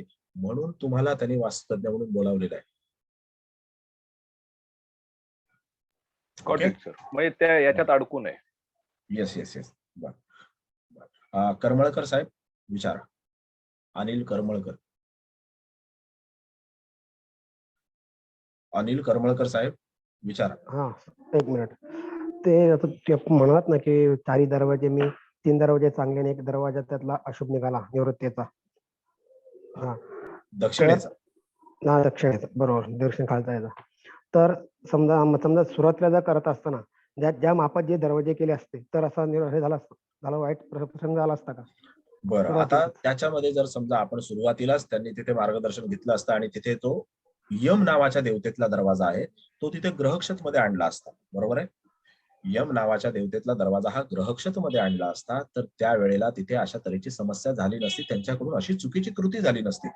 कारण ह्याच्यामध्ये तिथे असं होतं की 4 दरवाजे होते घराला, आणि त्या 4ही दरवाजांची रचना अशी विचित्र पद्धतीने होती की उत्तरेचा दरवाजा हा मध्यभागी, दक्षिणेचा दरवाजा हा मध्यभागी, बरोबर, आणि पश्चिमेचा दरवाजा हा जो होता तो कोपऱ्याला, बरोबर, आणि त्याच्यानंतर पूर्वेचा दरवाजा होता तर तोही कोपऱ्याला. म्हणजे त्याच्यामध्ये त्यांनी काय पद्धतीने ते घर बांधलं होतं आणि तिथे काय विचारपूर्वक हे घर बांधलं होतं हे काही आपल्याला कळलं नाही. परंतु दुमजली घर बंगलो, चांगला दुमजली बंगलो होता आणि त्याच्यामध्ये तिथे एवढं सुंदर घर होतं. आणि त्यांच्या घरामध्ये उत्तर दिशेला तशी विहीर आली होती, उत्तर दिशेला गोठा आला होता. म्हणजे अतिशय चांगल्या प्रकारे तिथे त्यांना सुबत्ता होती. परंतु केवळ या दरवाजाच्या मुळे तिथे त्यांच्यावरती ते संकट ओढावलं. म्हणजे आता असं मला म्हणायचं आहे की वास्तू बांधताना एकच म्हणजे मुख्य आपण जो दरवाजा म्हणतो पूर्वेचा किंवा उत्तरेचा असं पण दरवाजा म्हणतो, हा शुभ असं आपला मानलं जातं, बरोबर आहे. मग असं तिथं विषय येत नाही, तुम्ही दरवाजे कितीही करा पण त्या ह्याच्यामध्ये ते शुभ, म्हणजे आता ते शुभदंत, समृद्धी, धन, ह्याच्यामध्ये दरवाजे जर बांधले गेलेत, 2 दरवाजे, 3 ते दरवाजे, दरवाजे तुम्हाला त्या देवतेच्या अनुसरून शुभ फलादेश 100% देणार. ते म्हणजे इथं असा देवतेच्या विषय येत अनुसरून नाही तुम्हाला, की हा, परंतु ज्या वेळेला तुम्ही त्या स्थानाचा फलादेश पाहता ना, जेव्हा तुम्ही त्या स्थानाचा फलादेश सांगायला जाता, तर त्यावेळेला त्या स्थानाच्या फलादेशानुसार तुम्हाला त्याच्यामध्ये त्रुटी ह्या आढळतातच. मग जरी त्याच्यामध्ये जयंत देवता असली तरी, इंद्र देवता असली तरी, ग्रहक्षत देवता असली तरी, पुष्पदंत वरुण किंवा सोम मुख्य भल्लाट असले तरी सुद्धा स्थानाच्या अनुसरून फलादेश तुम्हाला मागेच आणणारा आहे. तो तुम्हाला त्याच्यामध्ये पुढे घेऊन जाणार नाहीये. आणि त्या देवतेला अनुसरून तिथे तो चांगला फलादेश देणार आहे. जर ह्या 8 देवता असतील, मुख्य, सोम, भल्लाट, जयंत, इंद्र, ग्रहक्षत, वरुण आणि पुष्पदंत, ह्या देवता तुम्हाला चांगला फलादेश देणार. बरोबर आहे. 32 देवतांपैकी ह्या 8च देवता तुम्हाला चांगला फलादेश देणार. बाकी देवतांकडून अपेक्षित राहूच नये. पण त्यातल्या त्यात आपण काय म्हणतो की जर समजा तुमचा दरवाजा या चांगल्या देवतेच्या अखत्यारीमध्ये आला, तर तुम्हाला त्याच्यामध्ये मिळणारा फलादेश जो आहे तो 50-60% तिथे वधारतो. हेही नसे थोडके, कारण आपल्याला सुख हवंय, नाही का? बरोबर. जसं मी तुम्हाला त्या सरकारी नोकराचं उदाहरण दिलं की त्याने त्या पुष्पदंत देवतेच्या आधारावरती एवढं सगळं काही त्यांनी आत्मसात केलं, मिळवलं, आणि ते मिळवल्याच्या नंतर त्याच्या मुलाच्या प्रोजेक्टसाठी ज्या वेळेला त्यांनी त्याच्यासाठीच घेतलेली जमीन, शेवटी त्याचाही काही विचार असेल ना, किंवा मुलाने सांगितलं असेल की ह्या प्रोजेक्ट मधून आपल्याला एवढे एवढे पैसे मिळणार आहेत, जमीन काय आपल्याला पैसे देणार आहे का बनवून? नाही देणार. त्यांनी काय केला विचार? त्यांनी तोच विचार केला, मुलाच्या सुखासाठी घेतलेला त्याच्यासाठीच वापरूया. पण मुलगा प्रोजेक्टमध्ये फेल झाला, पैसे बुडाले. म्हणजे नाही समजा त्याच्या त्या सुखासाठी केलेली तरतूद जी होती, तर ती तरतूद त्या सुग्रीव देवतेने लयाला गेली. बरोबर आहे? म्हणजे दोन्ही देवतांनी फलादेश दिला, पुष्पदंतांनी पण फलादेश दिला आणि सुग्रीवनी पण फलादेश दिला. करेक्ट आहे? ओके. काही पण कन्फ्युजन? समजा नाही दुसरी गोष्ट समजा त्या ठिकाणी आता हे दरवाजा आले, त्या ठिकाणी खिडकी आली तर, खिडक्या आल्या तर? खिडकीचा काही संबंध नाही, आपण दरवाजा शिकतो, ओके खिडकीला. Okay okay. बरं आता एक Thank you. 47 झालेले आहेत, तर मी तुम्हाला एक थोडक्यात तुम्हाला सूचना द्यायची आहे. बरं आता असं आहे की आपला जो ग्रुप आहे, मी ज्या ग्रुपमध्ये तुम्हाला ऍड केलेला आहे, आपला जो काही ग्रुप आहे, तर त्या ग्रुपमध्ये तिथे एक व्यक्ती अशी आहे, त्याचं नाव मला कळलेलं आहे त्या व्यक्तीचं. पहिला त्या व्यक्तीसाठी मी सूचना करतो. नाव आता याच्यासाठी नाही सांगत आहे, कारण 4 चौघामध्ये अपमान व्हायला नको म्हणून. मला तशी सवय नाहीये, आणि जर समजा मी करायला सुरुवात केलं तर मग त्याच्यामध्ये मी काय ऐकणार नाही, हे तितकंच खरं आहे. ती व्यक्ती काय करते, इथले जे काही नाव नंबर्स जे आहेत ते तिथे दुसऱ्या ग्रुपला जाऊन देते. तुमचं नुकसान करण्याकरता ती व्यक्ती त्याच्यामध्ये उद्युक्त करते. जिथे मी तुम्हाला ह्या गोष्टी चांगल्या पद्धतीने शिकवतोय किंवा ते परमेश्वराच्या कृपेने जे काही शिकवतोय, तर तिथे ती दुसऱ्यांचं मार्केटिंग करण्याकरता 100-500 रुपयासाठी या व्यक्तीला त्याच्यामध्ये प्रत्येक विद्यार्थ्याच्या मागे काही 500 रुपये कमिशन मिळतं. तर त्या कमिशनसाठीही तुमचा बळी देण्याचा प्रयत्न करते. तर अशा याला तुम्ही बळी पडलात किंवा तुमची हौस असेल तर तुम्ही गेलात तर माझी काही हरकत नाहीये, कारण तुम्ही मला बांधील नाही, मी काही तुम्हाला बांधील नाही. पण तिथे तुमचं नुकसान होऊ नये याच्याकरता ही सूचना देणं माझं कर्तव्य आहे. कालच्या क्लासमध्ये मी बऱ्याच चांगल्या प्रकारे ही सूचना दिलेली आहे, आणि त्या व्यक्तीचं नाव मला कालही माहिती होतं, आजही माहिती आहे. आणि त्यामध्ये त्या व्यक्तीकडून अजून एक होणारं वर्तन असं आहे, म्हणजे पहिला ह्या वर्तन मी तुम्हाला कंप्लीट करतो की ती व्यक्ती तुम्हाला तिथे असं तुमचे नंबर्स दुसऱ्याला देणं, मग त्या दुसऱ्या माणसाने तुमचे नंबर्स जे आहेत त्या एखाद्या व्हॉट्सअपच्या ग्रुपमध्ये फीड करणं, मग तुम्हाला रोज सकाळी फोन करणं, तुम्हाला त्या क्लासची मार्केटिंग करणं, असं सगळं काही कामकाज चाललेलं आहे. याने माझं नुकसान येत किंचित होणार नाही. माझ्याकडे 100 ऍडमिशन झालेले आहेत, अजूनही इन्क्वायरी होते आहे. माझं याच्यामध्ये नुकसान नाही. नुकसान हे नंतर तुमचं होणार आहे, कारण त्याच्यामध्ये तिथे मी अशा तऱ्हेचा कुठलाही एजंट ठेवलेला नाही मार्केटिंग करण्यासाठी. माझं शिकवणं हीच माझी मार्केटिंग आहे. तुम्ही दुसऱ्याला जाऊन जेव्हा सांगाल की बाबा ह्या माणसाकडे जा, हा माणूस चांगलं शिकवतो, तीच माझी मार्केटिंग आहे. मी माझा परफॉर्मन्स इथेच देणार. मी त्याच्यामध्ये पेपरवाल्यांना पैसे देऊन तिथे माझ्याबद्दल चांगलं लिहा असं सांगणार नाही. मी बॅटिंग चांगली करणार, जी सगळी लोक बघतील, अरे हा यांनी बॅटिंग चांगली केलेली आहे, असा भाग आहे. मग तिथे अशात आता त्या व्यक्तीचं नाव त्या व्यक्तीने समजून जावं की मी कोणाला बोलतोय ते. आणि मी असा सनकी माणूस आहे की मी दुसऱ्या आत्ता बोलतोय नाही सांगणार म्हणून नाव, दुसऱ्या क्षणाला सांगेन तर अपमान होऊन जाईल. त्या व्यक्तीने आपल्या मर्यादेत राहावं, हे त्यांनी समजायला पाहिजे. आपण ज्येष्ठ आहात, वरिष्ठ आहात, जे काही आहात, तुमचं वय झालं, तुम्ही तुमच्या वयाचा मान ठेवा. तर तिथे कुणाकडून असा आपला अपमान कधी करून घेऊ नये. दुसरा भाग असा आहे की ती व्यक्ती तिथे अनेक स्त्रियांना फोन करते, आणि जवळजवळ मी अशा 6 ते 8 स्त्रियांशी संपर्क या मागच्या 2 दिवसात केलेला आहे, आणि त्यांच्याकडून मी लिखित स्वरूपात निवेदन घेतलेलं आहे. जर समजा त्याच्यामध्ये परत माझ्या कानावरती अशी तक्रार आली तर त्याची तक्रार मी या व्यक्तीच्या नावासहित मग पोलीस आणि ती व्यक्ती ते बघून घेतील. त्या स्त्रियांची लिखित तक्रार जी आहे तर ती तक्रार मी पोलीस स्टेशनला सबमिट करणार, आणि ज्या ज्या ठिकाणी कायदेशीर न्याय मिळणार आहे, मग ते मंत्रालयातलं कुठलं खातं असू दे किंवा अन्य कुठली सामाजिक संस्था असू दे, त्या सगळ्या ठिकाणी मी ही तक्रार दाखल करणार. तेवढी आवड आणि तेवढी सवड या दोन्ही गोष्टी माझ्याकडे आहेत, हे लक्षात घ्या. मी तेवढं काम करणार आणि हौशेने करणार, हेही लक्षात घ्या. त्यानंतर तिथे दुसरा भाग असा आहे की ह्या व्यक्तीने समजून जावं की आता तुमच्यासाठी ट्रॅप लावलेला आहे. सांगतोय मी तुम्हाला की ट्रॅप लावलेला आहे. जिस दिन फसोगे, जब जुतिया बगावत पे उतर आती है तो बहुत बेभाव की पडती है, लक्षात ठेवा. आणि या व्यक्तीच्या घरामधल्या व्यक्तींना त्यांच्या नावासहित त्यांच्या पत्त्यावरती या कंप्लेंटची कॉपी मी पाठवून देणार. ज्या वेळेला इथे मी कंप्लेंट लॉन्च करणार त्यावेळेला त्याची कॉपी मी तिथे पाठवून देणार.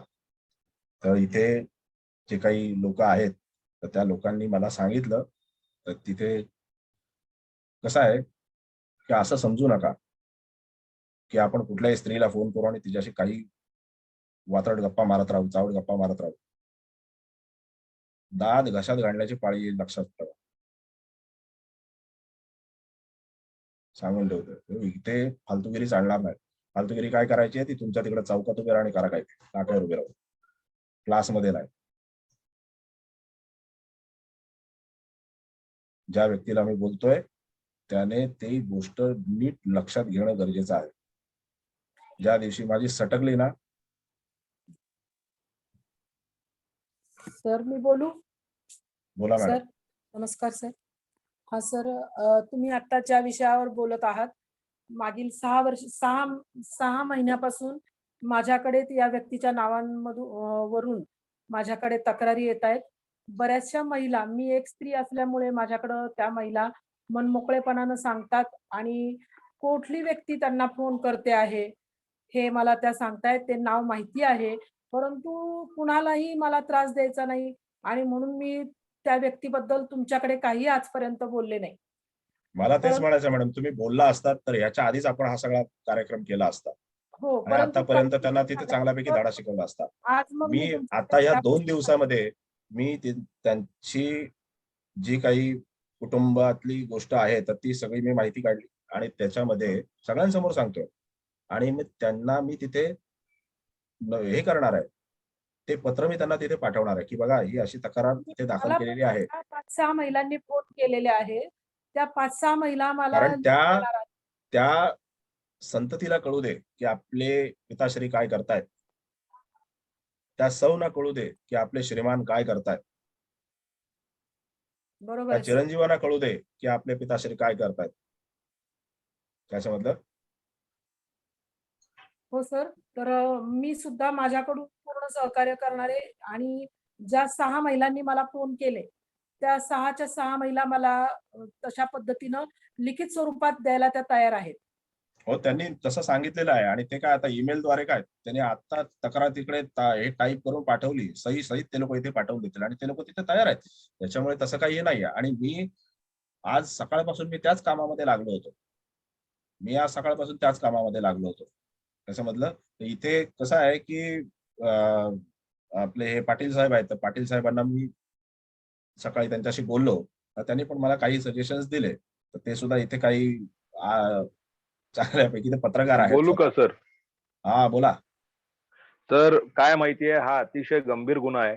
तुमच्याकडे जे लेटर्स आले असतील ते एका पक्षाचा पदाधिकारी म्हणून आणि पत्रकार म्हणून तुम्ही बिनधास्त मला ते तुम्ही द्यावेत, कारण मग ते मी ठळक मथळ्यामध्ये पेपरमध्ये छापून आणेन, जेणेकरून हा जो चावटपणा कोणी चालवत आहे ना तो अख्ख्या महाराष्ट्रभर फेमस होऊ दे आणि कळू दे लोकांना हे काय. कारण हे प्लॅटफॉर्म नाहीये हा सगळा चावटपणा करायचा आणि हे अतिशय निंदनीय गोष्ट आहे. आणि ज्या अर्थी कांबळेबाईंना पण त्या बायका मन व्यक्त करतात आणि आता तुमच्यापाशी बोलू लागलेत, तर हे काही चांगलं नाही. कारण इकडे आया बहिणी सगळ्या आहेत आणि मला नाही वाटत हा योग्य प्रकार आहे. आणि ह्या क्लासला तर बिलकुल हे खपवून घेतलं जाणार नाही, कारण इथे तुम्ही शिकवताय. त्यामुळे तुम्ही हे लेटर सरळ मला द्यावेत. मी ते ज्या वेळेला तुम्हाला योग्य वाटेल, तुम्ही आजही दिलेत तर मी उद्याच्या याला ते छापून आणेन. नावासकट आणि फोटो तर असाही मिळतो FB ला सर, असाही छापून आणेन. फक्त तुम्ही हो म्हणा, करून टाकू. नक्की. नाही, माझं म्हणणं असं आहे पाटील साहेब की मला असं म्हणायचं आहे की या व्यक्तीने मर्यादेत राहणं गरजेचं आहे. बघा कसं आहे की मला कोणाचं लाईफ डिस्टर्ब करायचं नाही, सगळ्यात पहिला भाग. पण जर समजा तुम्ही एखाद्याचं लाईफ डिस्टर्ब करणार असाल तर त्याच्यामध्ये मग तिथे काही अपेक्षा ठेवू नका. डाउट मत रखना दिल में, ठीक है? सर हॅलो हा बोला साहेब. तर अशा जो कोणी हा व्यक्ती आहे त्याचा दरवाजा नीचत्वाच्या ह्याच्यात येतोय का? नीच कर्माच्या, शूद्र साहेब, कर्माच्या? पाहिलेलं तर नाहीये, पाहिलेलं तर नाहीये, पण मग आता कसं पण आहे, येत ज्योतिषी या नात्याने आपण तिथे हात बघतो, तर मला वाटतं की हात दाखवायची गरज पडेल कधीतरी, तर ती पडू नये अशी परमेश्वराच्या चरणी विनंती आहे.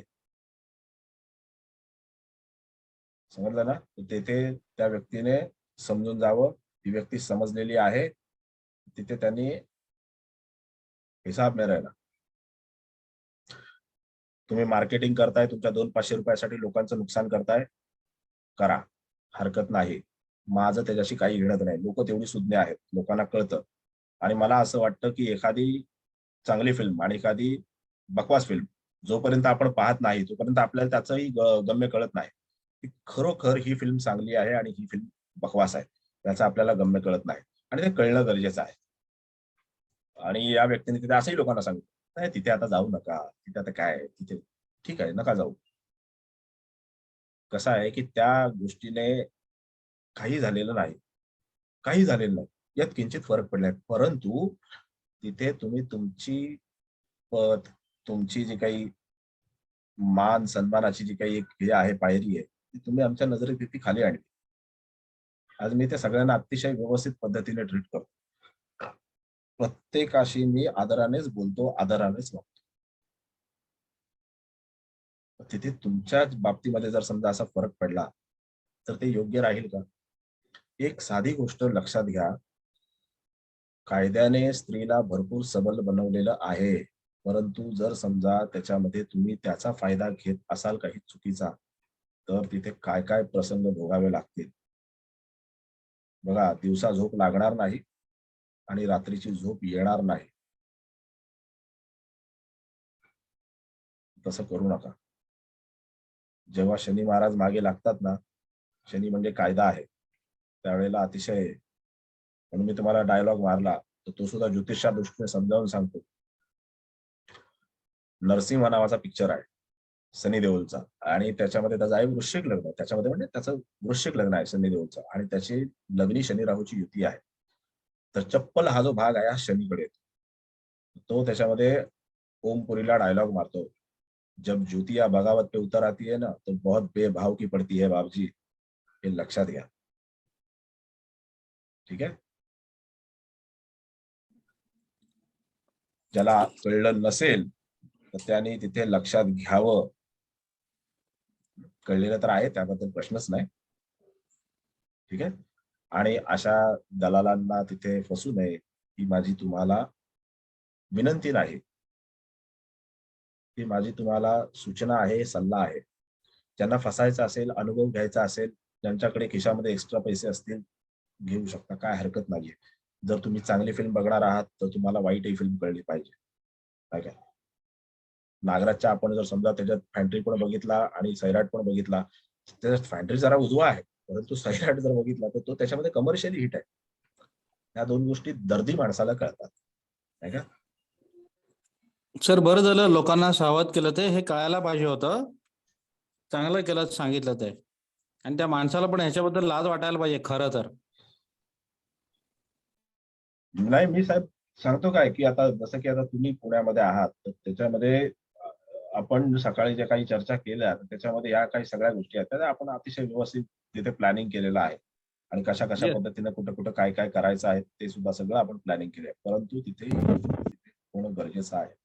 आणि ज्या ज्या लोकांना त्याच्यामध्ये असं वाटत असेल की या प्रकरणामध्ये तिथे एखाद्या स्त्रीला तिथे सहाय्य करावं, तर त्यांनी तिथे नक्की आपलं योगदान द्यायला काही हरकत नाहीये. म्हणजे तिथे केवळ तुमचा सपोर्ट, बघा मी काय म्हटलं, हे करण्याची मला आवड पण आहे आणि मला सवड पण आहे, आणि मी तिथे या गोष्टी करणार, कारण धर्मात असं शिकवलेलं आहे की गाय, गीता आणि गौरीचं रक्षण करावं. गाय म्हणजे स्वयं गोमाता आहे, गीता म्हणजे स्वयं धर्म आहे, सत्य आहे, आणि त्यानंतर गौरी म्हणजे इथे ज्या काही माता भगिनी उपस्थित आहेत त्या गौरी आहेत. जे काही मला त्यांच्यासाठी करता येईल ते मी करणार. नक्की सर, आमच्याकडनं जी काही मदत लागेल ते तुम्ही सांगा. कारण हा प्रकार म्हणजे समजा आपल्याकडे जर कोणी असा फोन करत असेल तर आपलं मन काय म्हणेल या बाबतीत? आणि जो करतोय त्याला लाज शरम तरी असावी, की हे करण्यापूर्वी त्यांनी हा विचार करावा. कारण ह्या क्लासमध्ये काही केजी आणि सीनियरचे स्टुडंट नाहीयेत. सगळे सिनियरिटी वाईज आहेत. तर हा एवढा जगाचा अनुभव घेतल्यानंतर हे असं पानसटपणा करणं हा योग्य प्रकार नाहीये सर. तुम्ही कधीही सांगा. आम्ही आमच्या पद्धतीने योगदान देऊ सर. येस, सर आम्ही सगळे सर आम्ही सर्व तुमच्या बरोबर आहे. काय मदत लागली सांगा तुम्ही प्लीज. येस येस, थँक्यू सगळ्यांना. 80 जणांमध्ये सगळ्यांचे आभार. 80 लोकांमध्ये धन्यवाद सर. बरं आता ठीक आहे. येस, आता अजून कोणाला काही प्रश्न विचारायचा आहे तर त्याच्यामध्ये दिनेश कुर्डेकर साहेब विचारा.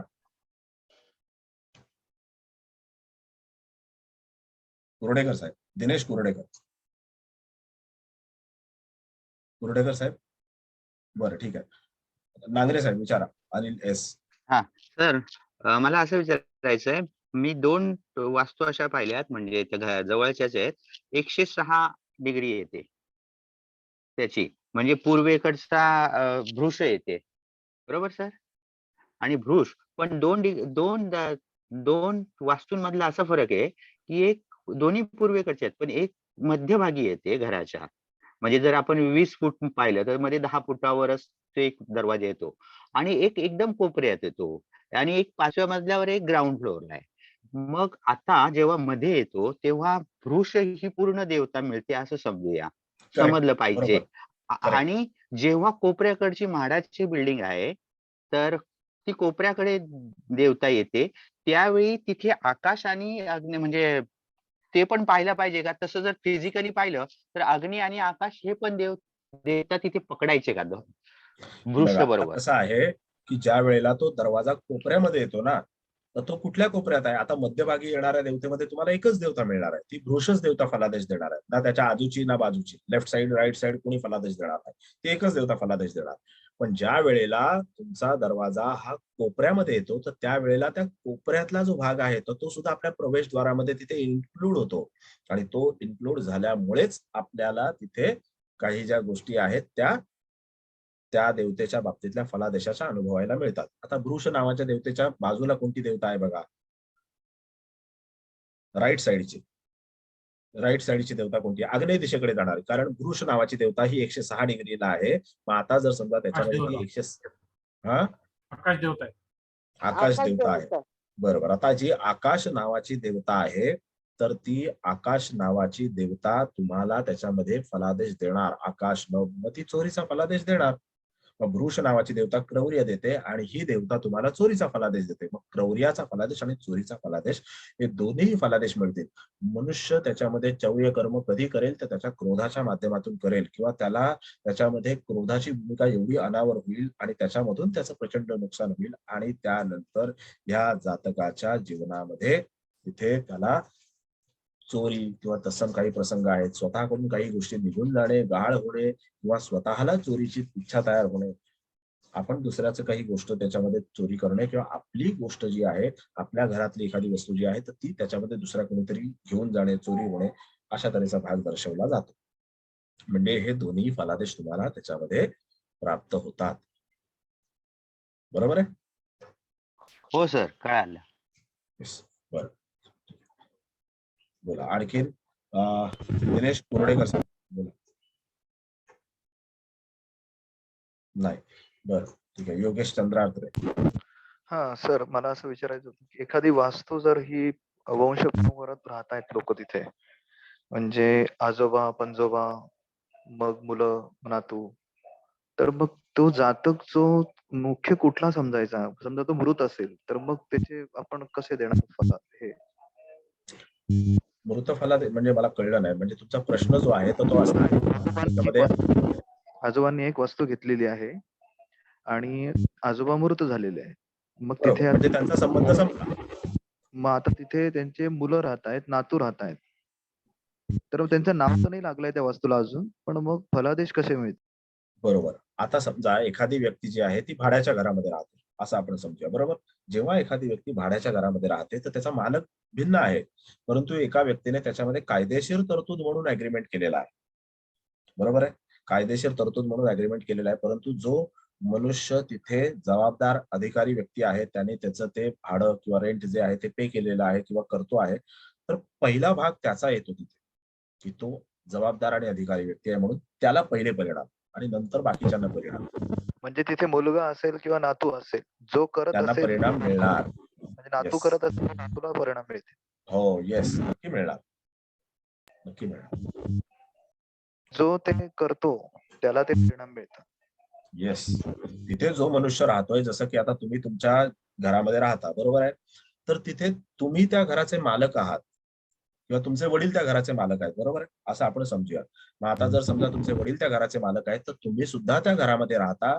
वडिलांचा पहिला मालकी हक्क, जे काही परिणाम पहिल्यांदा येतील ते वडिलांकडे येतील आणि त्याच्यानंतर ते तुमच्याकडे येतील. आणि ज्या वेळेला तिथे त्या घरामध्ये आणि सगळा नातूच करत असेल सगळं. नातू करत असेल म्हणजे कसं आहे, की ज्या वेळेला तिथे समजा आता 3 पिढ्या आहेत, तर त्या 3 पिढ्यांपैकी आजोबांची पिढी आता हयात नाही, वडिलांची पिढी हयात आहे आणि त्या मुलाची पिढी आता हयात आहे. तर त्या मुलग्याच्याकडे जर सगळी जबाबदारी असेल, तर त्या मुलाला त्याचे परिणाम मिळणार आहेत पहिले. म्हणजे मुलगा सगळं बघतो आहे, वडील पण काही करत नाही हा. आता. न करण्याचा प्रश्न नाही, परंतु ही वास्तू कोणाच्या नावावरती आहे? आजोबांच्या नावावरती आहे. कायदेशीररित्या हा, कायदेशीररित्या ज्या वेळेला ही आता ज्यांच्या नावावरती होणार आहे वारसा हक्काने, म्हणजे वडिलांच्या नावावरती होणार आहे किंवा त्यांचे अन्य जे वारस असतील तर त्यांचा तिथे परिणाम आहे, म्हणजे त्यांचा तिथे तुम्हाला हिस्सा आहे, बरोबर आहे. त्याच्या अनुसार तुम्हाला त्या गोष्टी मिळणारच आहेत. परंतु आता तिथे सध्या वास्तव्य कोण करतंय? ती व्यक्ती आणि त्याचे वडील करतायत. मग त्यांना आणि त्यांच्या सगळे जे काही कुटुंबीय आहेत त्या कुटुंबियांना, सगळे कुटुंबीय म्हणजे त्या वास्तूमध्ये राहणारे कुटुंबीय, त्यांना त्याचे परिणाम मिळणार हे नक्की. अच्छा, बरं, धन्यवाद सर. ओके, बरं, ठीक आहे. कोण आहे दुसरं? आता एकच प्रश्न घेईन मी. शंकर गोसावी साहेब बोला. गोसावी साहेब बोला. याच प्रश्नाला विचारून थोडंसं अनुसरून विचारतो. जर रेंटने एखादा राहत असेल तर तो आपल्याला पैसा देतो किंवा मोबदला देतो, बरोबर? बरोबर. आता साधारण पैशासोबत एक किती पर्सेंटेज त्याची दोष आपल्याकडे येऊ शकतात? साधारण आजपर्यंत मी असं सांगितलं लोकांना का 25% आपल्याकडे येईल पैशासोबत आणि 75% जो माणूस राहतो तो बेअर करेल किंवा त्याच्यावर त्याचा परिणाम भोगावे लागतील. तर हे योग्य आहे किंवा नाही? 100% हे तुमच्याकडे येणार, कारण तुम्ही तिथं वास्तव्य करताय ना. ज्या भूमीवरती तुम्ही वास्तव्य करणार असाल तर त्या भूमीची स्पंदन ही पहिल्यांदा तुम्हाला मिळणार. कारण तो मालक जर समजा तिथे समजा एखाद्याचा दरवाजा आग्नेय दिशेचा आहे आणि त्या मालकाला तिथे जो काही राहण्याची त्याचं नशीब चांगलं आहे, तो तिथे परदेशामध्ये निघून गेला, बरोबर. आणि तो परदेशामध्ये निघून गेला, इथली वास्तू जी आहे ती त्यांनी कोणाला तरी तिथे भाड्याने दिली आणि तिथे भाड्याने दिल्याच्या नंतर त्याच्यामध्ये अमुक एक मनुष्य राहतो. तर मालकाला त्याचे परिणाम मिळत आहेत का? नाही मिळत आहेत. तो त्याचं भाडं घेतोय आणि तो त्याचं काम संपवतोय. परंतु जो त्या भूमीवरती वास्तव्य करतोय, तिथे राहतोय, खातोय आणि त्याच्या स्पंदनावरती तो तिथे आपलं जीवन जे आहे ते जगतोय, तर त्या जातकाला त्याचे परिणाम जास्ती मोठ्या प्रमाणात मिळणार हे नक्की आहे. Okay okay okay, thank you sir. बरं, करमळकर साहेब काही बोलायचं आहे, विचारायचं आहे? म्हणजे मालकाला हे पैसे मिळतो, मालकाला त्याचा त्रास नाही थोडक्यात. हा, मालकाला त्रास नाहीये. जसं की आता समजा अमुक एक गोष्ट आहे, म्हणजे एक घर आहे आणि त्या घरामध्ये तिथे त्या माणसाची 3-4 घरं असतील समजा. असं असतं बऱ्याचदा, एका माणसाची 3-4 काय बरीच घरं असतात आणि त्या प्रत्येक घराचे दरवाजे वेगवेगळे असतात. तो फक्त त्याच्या नशिबाला अनुसरून त्याच्याकडे प्रॉपर्टी चांगली आहे, बरोबर आहे. परंतु समजा त्याच्या ह्या इत्यादी घरांचे दरवाजे जर चुकीचे असतील तर त्याच्यामध्ये जे राहणारे लोक आहेत त्यांना पहिला प्रतिसाद मिळतो आणि त्याचं नशीब चांगलं आहे म्हणून तो ते दुसऱ्या घरात राहतो. जर समजा त्याचं नशीब पण बिघडलेलं असेल तर त्याला सुद्धा काही अशी संकट येतात की तो तिथे भलत्या सलत्या घरामध्ये राहतो आणि त्याच्यानंतर त्याच्याकडे असलेली सुद्धा गोष्ट निघून जाते. हे होतं. ठीक आहे. आता 9:11 झालेली आहेत. भक्ती पवार मॅडम, तुमचा प्रश्न जो आहे तो तुम्ही वहीमध्ये लिहून ठेवा. पुढच्या वेळेला तुम्ही पहिल्यांदा प्रश्न विचारा. ठीक आहे? मी मीटिंग एंड करतो. Okay, sorry. हरिओम धन्यवाद सर, सर. जय श्रीराम. हरिओम. Thank you sir. जय श्रीराम. जय श्रीराम सर. जय श्रीराम. Thank you sir. जय श्रीराम सर. Thank you sir. जय श्रीराम. धन्यवाद. धन्यवाद. धन्यवाद.